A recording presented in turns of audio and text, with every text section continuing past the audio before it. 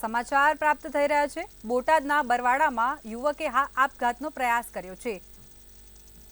બોટાદના બરવાડામાં યુવકનો આપઘાતનો પ્રયાસ। લોનના હપ્તા ભરવાને લઈને ધમકી અપાઈ હતી। મારી નાખવાની ધમકી અપાતા યુવકે એસિડ પીને આપઘાતનો પ્રયાસ કર્યો છે। તો મહેશભાઈ ઉર્ફે બિલો સોલંકીએ એસિડ ગટગટાવ્યું છે। તો કોટક બેંકમાંથી લીધી હતી ટ્રેક્ટરની લોનના હપ્તા ન ભરાતા અપાઈ હતી ધમકી। બોટાદના બરવાડામાં યુવકે આપઘાતનો પ્રયાસ કર્યો છે। તો લોનના હપ્તા ભરવાને લઈને ધમકી અપાઈ હતી। મારી નાખવાની ધમકી અપાતા યુવકે ડરી અને એસિડ પી લીધું હતું। તો મહેશભાઈ ઉર્ફે બિલો સોલંકીએ એસિડ ગટગટાવ્યું છે। મહેશભાઈ ઉર્ફે બિલો સોલંકી એસિડ ગટગટાવ્યું છે।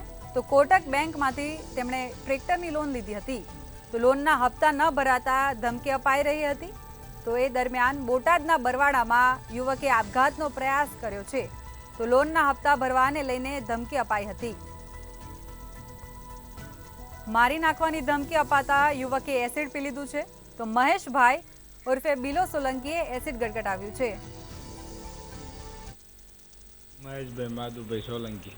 મહેશભાઈ, તમે બરવાળા પોલીસ સ્ટેશનમાં ફરિયાદ લખાવી છે। હા બે ઇસમો શા માટે ફરિયાદ લખાવી છે? સાહેબ, મારા નામ ઉપર બે વ્યક્તિએ ટ્રેક્ટર લીધા છે। કોણ કોણ? ગોપાલભાઈ જાદવભાઈ મકવાણા અને વિપુલભાઈ બાબુભાઈ મકવાણા મારી માથે કાયદેસરની ચીટિંગ જ કરી છે। અને હું પૈસા માંગવા જાઉં ને બેંકવાળાના ફોન આવે છે, હું હપ્તાનું કહેવા જાઉં તો મને મારી નાખવાની ધમકી દે છે।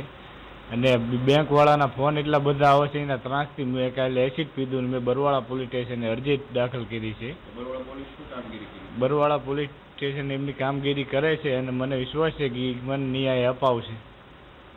અને કેટલા સમયથી તમે લોન લીધી અને કેટલો સમય? 8-9 મહિના જેવું થયું। પણ હપ્તો ભરતા એક ફીન હપ્તો ભરતા નથી અને ઘરે જાઉં તો મારી નાખવાની ધમકી દે છે કહેવા જાઉં તો। હા, મારેલા ખરા તમે?